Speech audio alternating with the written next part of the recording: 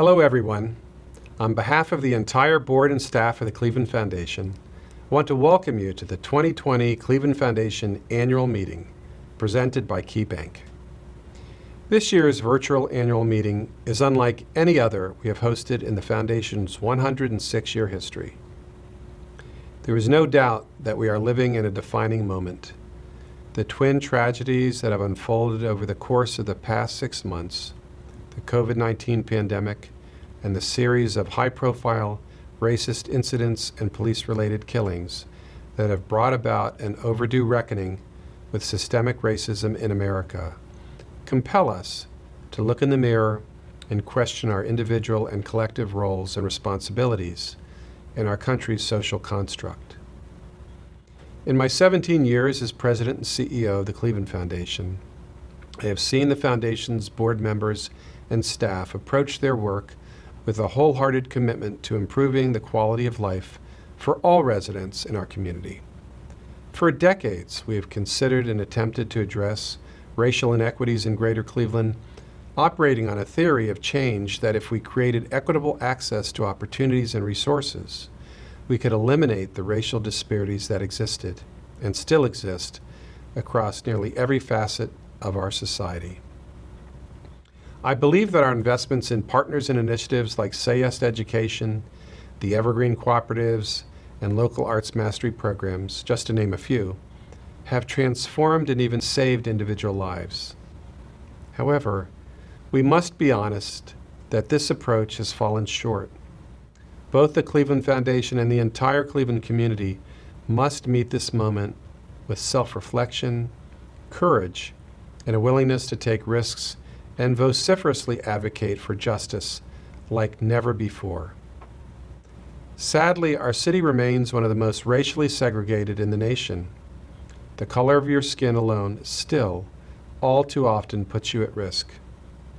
The COVID-19 pandemic has shined a spotlight on the extent and deadly nature of racism and bigotry faced by our fellow Clevelanders, illuminating the intersections of economic, criminal justice, environmental, and health disparities. Social determinants of health have converged to put Black and brown residents at a higher risk of infection and death from COVID-19, in part because they are disproportionately represented in essential jobs that require them to be in contact with the public. And despite performing these essential roles that keep our country running, many of these workers do not earn a living wage and cannot afford health insurance. The data also show that Black residents and businesses in particular have not been able to access the federal and state relief programs to the same extent as their white counterparts. The red lines drawn on maps by the Federal Housing Administration and other lenders more than 80 years ago continue to define who in our community has a viable chance of achieving their greatest dreams. We must do better to urgently and intentionally address the systems and structures that reinforce racial disparities and protect the interests of a few at the expense of the long-term success of our nation. The pandemic and the recent spate of tragic racial incidents have also renewed an important conversation around criminal justice reform. The coronavirus has ravaged our country's overpopulated prisons, and national protests have called attention to the ways that our criminal justice system reinforces the disenfranchisement of minority communities. For those without resources to pay bail or hire a good legal counsel, one bad decision, one false accusation or misunderstanding can essentially become a life sentence of exclusion from employment, civic participation, and other opportunities to get back on track and positively contribute to the community. These are just a few symptoms of a larger problem. If we wish to dismantle systemic racism, we must take a bolder and more intentional anti-racist approach to our work. I'm pleased to share the news that the Cleveland Foundation's Board of Directors has recently decided to make criminal justice reform a major focus of the Foundation's work moving forward. Together with partners across the community, we're committed to realizing a more just system that honors the humanity and potential of individuals while keeping the community safe. This is just one of the new commitments that we will be sharing with you throughout the week. We also have a once-in-a-lifetime opportunity to reinvent our state's approach to energy policy and to bring it into the 21st century, reversing the devastating impacts on the health and prosperity of our entire community and multi-generational low-income and minority communities in particular. There is a clear link between air pollution and severe cases of COVID-19, as well as a wide array of other health problems such as asthma and cancer. Studies show that Black and brown residents are more likely to live in neighborhoods with much higher pollution of all kinds. The Cleveland Foundation has worked for more than 15 years to promote clean, advanced energy in our community with the goal of reducing pollution while fostering a new high-growth sector that can create sustainable jobs. At nearly every turn, we have faced resistance from utility and fossil fuel interests that have strongly influenced our state's energy policy. We now understand that this influence was pernicious and in some cases, allegedly criminally coordinated, leading to a crisis of confidence in our public institutions. We must seize this opportunity to become a state known for nonpartisan, smart, and uncorrupted energy policy that attracts businesses, creates jobs, and preserves our valuable natural resources, including, of course, our Great Lake, for future generations.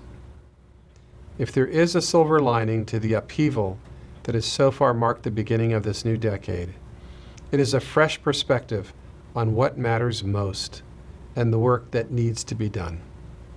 Our board and staff are committed to building a more equitable and just community where any person, regardless of the color of their skin, their ethnicity, religion, sexual orientation, gender identity, or the zip code they are born into, has a clear path to realize their full potential. We know that we don't have all the answers, but we're committed to listening to and investing in those who are closest to the problems, with the understanding that they are often closest to the solutions. From the community activists organizing peaceful protests on main streets across this country, to the doctors and nurses innovating and saving lives in local hospitals, to the teachers finding new ways to keep their students engaged and learning under very challenging circumstances. These crises have demonstrated the power of local action and grassroots leadership. I hope that all of you will help to inform the direction of the Cleveland Foundation's work over the next decade, a decade that will include a new home for the Cleveland Foundation and an opportunity to be more proximate and accessible to the community, including our new neighbors in Midtown and Huff.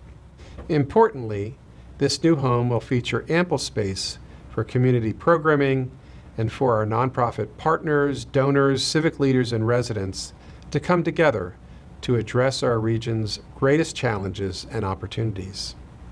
We begin the conversation around our future today. In just a moment, we will move into breakout sessions where you will have a chance to engage with members of our team as well as expert partners working together to address some of the most pressing issues faced by our community. We hope that you will bring your questions and ideas to these breakout sessions.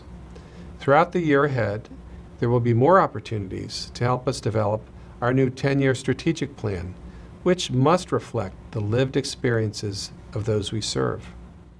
As your community foundation, we are ultimately accountable to you.